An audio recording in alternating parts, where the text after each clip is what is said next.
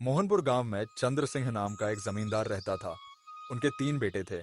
सबसे बड़े बेटे का नाम चेतन सिंह, मझले बेटे का नाम हरि सिंह और सबसे छोटे बेटे का नाम प्रकाश सिंह था।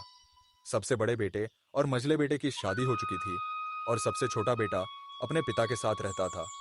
ऐसा हुआ कि एक दिन आप दिन भर अपने दोस्तों के साथ बैठकर बातें करते रहते हैं।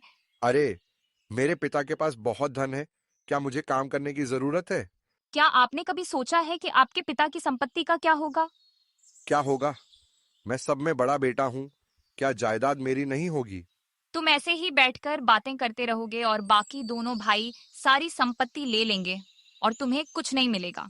अगर ऐसा है तो आज ही पिताजी के साथ बात करनी चाहिए। इस बीच मझले बेटे के घर पर भी बातचीत चल रही थी। आप सारा दिन जुआ खेलने में व्यस्त रहते हैं। आप अपने आसपास क्या हो रहा है, इस पर कोई अंदाजा है? मुझे समझ नहीं आ रहा कि आप क्या बकवास कर रहे हो।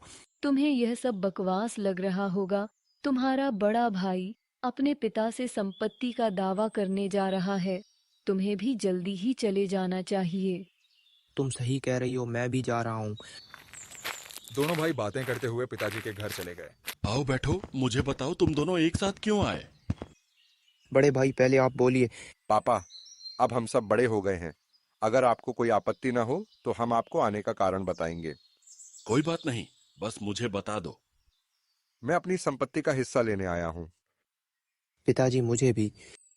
ठीक है, संपत्ति का बंटवारा करने से पहले तुम तीनों को एक परीक्षा देनी होगी। जो परीक्षा पास करेगा मैं संपत्ति उसे दे दूंगा। कौन सी परीक्षा पिताजी? ध्यानपूर्वक सुन। कल सुबह मैं अपना धन तीनों में से उस व्यक्ति को दूंगा जो सबसे कम धन से मेरा घर भर सकेगा।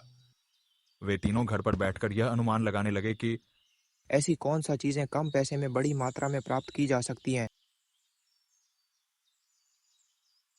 बहुत सोच विचार के बाद तीनों ने अपनी बुद्धि अनुसार चीजें खरीदी। अगली सुबह तीनों भाई अपने पिता के घर आए। पिताजी ने कहा, चेतन, पहले तुम घर भर के दिखाओ। पिताजी ये सब चीजें मैं लाया हूँ। लेकिन घर का ऊपरी हिस्सा खाली है। हरी, अब मुझे दिखाओ कि तुम क्या लाए हो।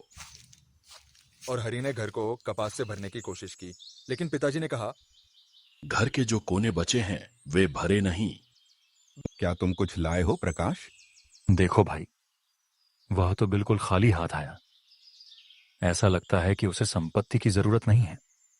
प्रकाश कमरे के सभी दरवाजे और खिड़कियां बंद कर देता है